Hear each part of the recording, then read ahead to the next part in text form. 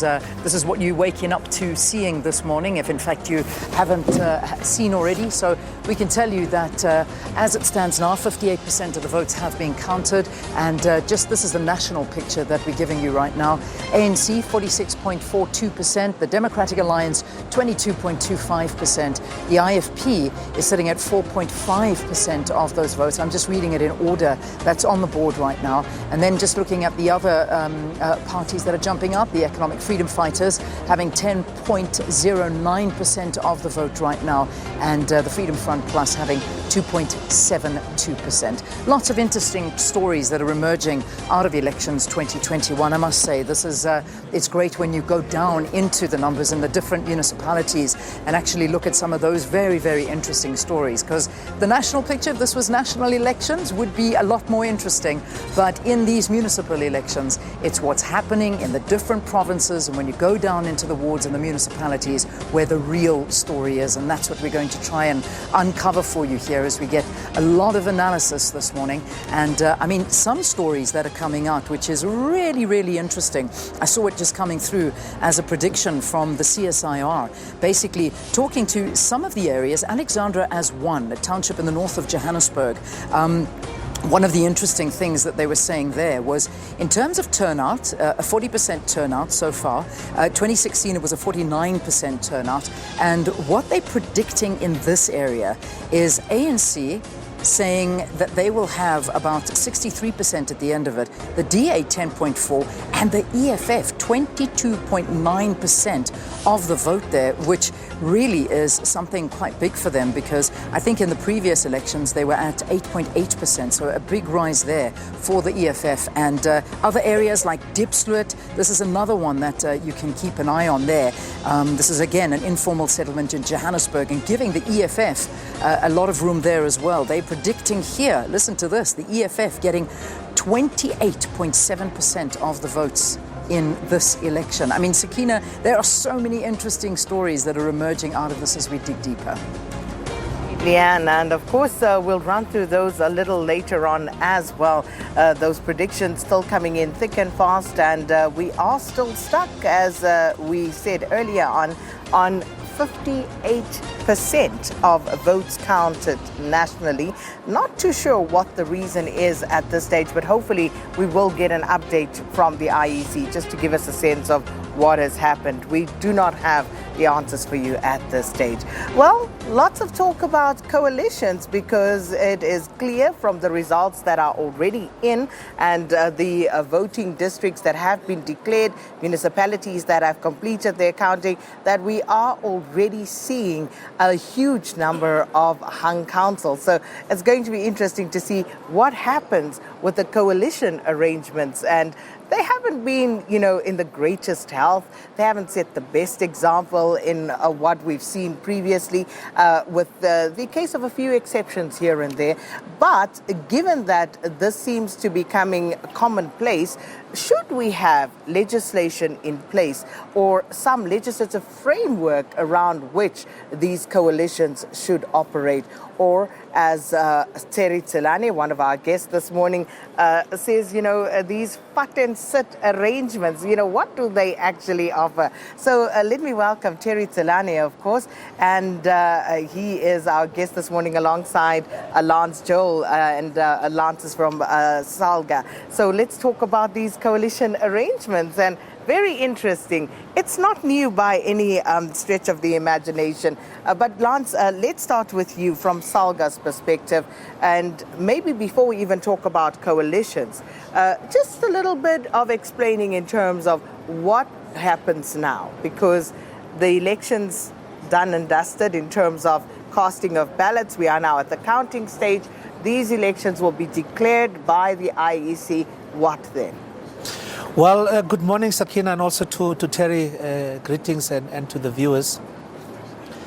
The common question that's asked is, we've had the elections on the 1st, so what is happening with the current mayors?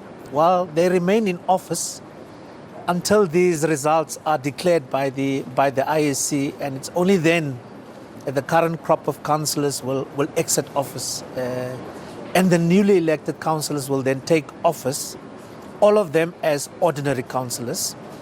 And then the municipal manager is required to, within 14 days, convene that first inaugural meeting of council, which is usually the exciting part of the start of the term of office, because you then elect the leadership within the municipality. That essentially, from the executive point of view, will run the municipality. Your executive mayor or mayor, an exco, and an executive mayor will appoint a mayoral committee.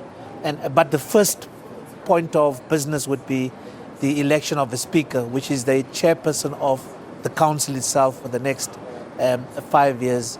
And then the business of delivering on these manifestos that we have seen over the last 2 months, we get into the business of implementing those manifestos. So that's the interesting 2-3 weeks ahead of us.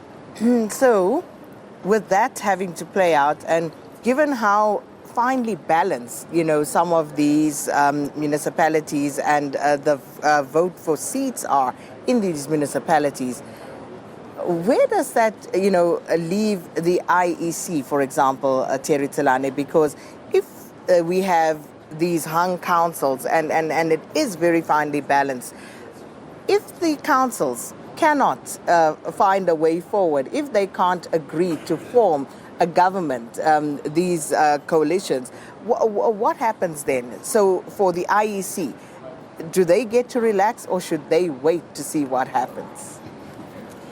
Thank you very much for having me. As Lance was saying, at the first meeting of council, firstly they've got to elect the speaker. And then what if they can't? Because they just can't agree.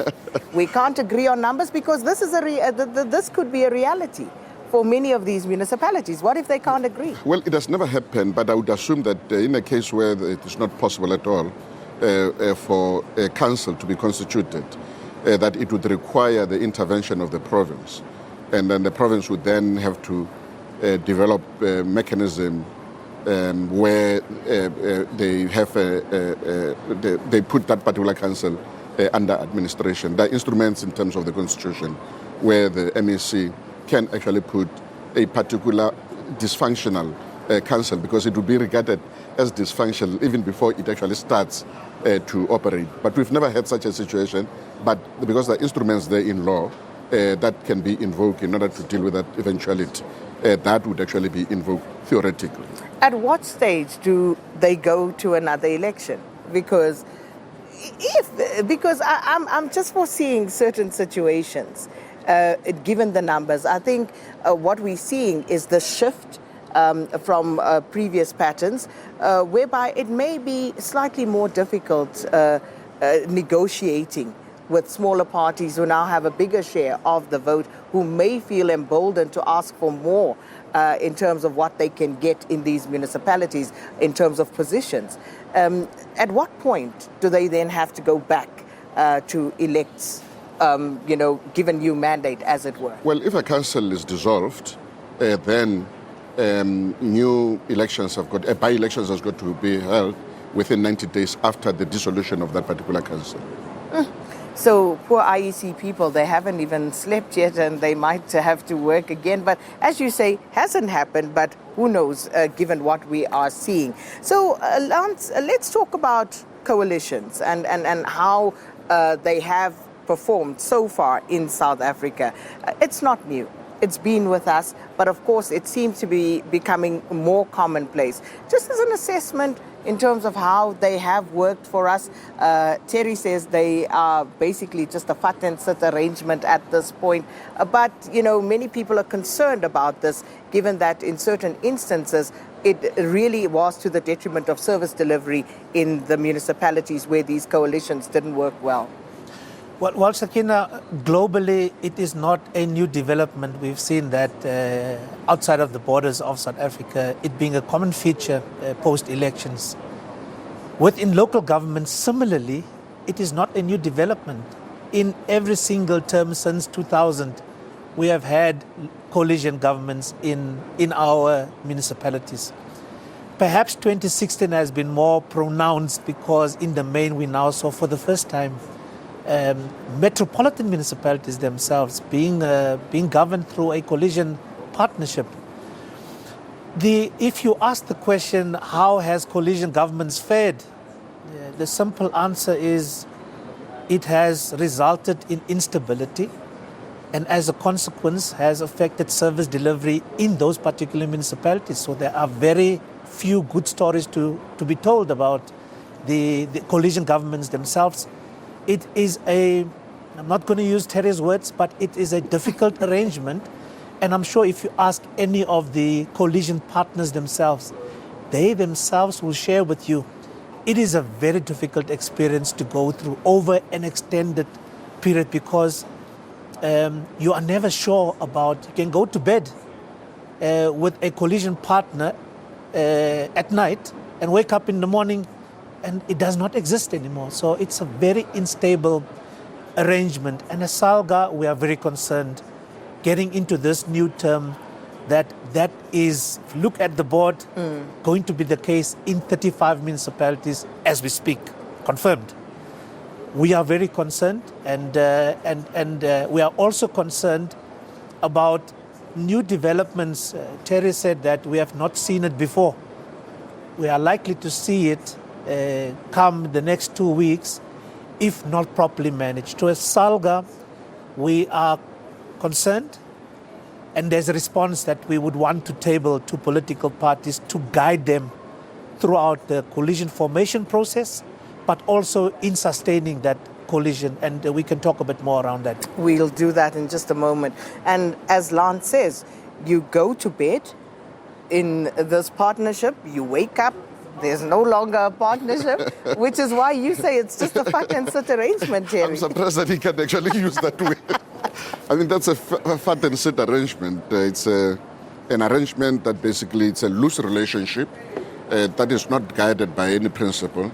And therefore, what I've been advocating for, it's a situation where now there's got to be a regulation of this relationship so that it is difficult for political parties to just come in and out of a relationship like that.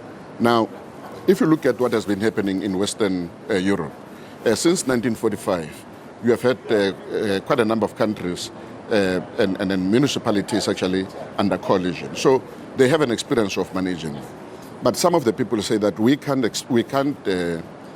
compare ourselves with Western Europe, particularly because in most instances those countries they've got a homogeneous communities. So in the African context, I've been using the context of Kenya as an example, because what has happened in Kenya is that they've got a registrar of political parties, and then if a political parties enter into a marriage or into a relationship, they draft a relationship agreement, and then they deposit that agreement to the registrar of political party coalitions. So in South Africa, I've been saying we've got to have something almost similar to CCMA, where the political parties that enter into a relationship will have clear protocols, they'll have principles, and everybody will be aware of what it is contained in that. And then that agreement will also have a deadlock breaking mechanism, so that if there is a problem, then you can invoke conciliation. If conciliation fails, you go through the arbitration. If arbitration fails, you go through to the electoral court. So we've got to have a proper mechanism through which we regulate this relationship, so that, as I've suggested, it is difficult for political parties to come in and out of relationship as they wish. Well, it's going to be interesting, given that one party that comes to mind, the EFF, they're not so keen on signing those relationship papers, as you say. They're not very keen on getting into any sort of marriage with anybody. They feel more comfortable just moving along, voting along with certain issues, but not necessarily binding themselves in a coalition. So we'll find out from our guests after this break exactly what they are proposing, in addition to what Terry just says, we do in order to make sure that there is some sort of framework to regulate how these coalitions work. We'll get into more of that after the break.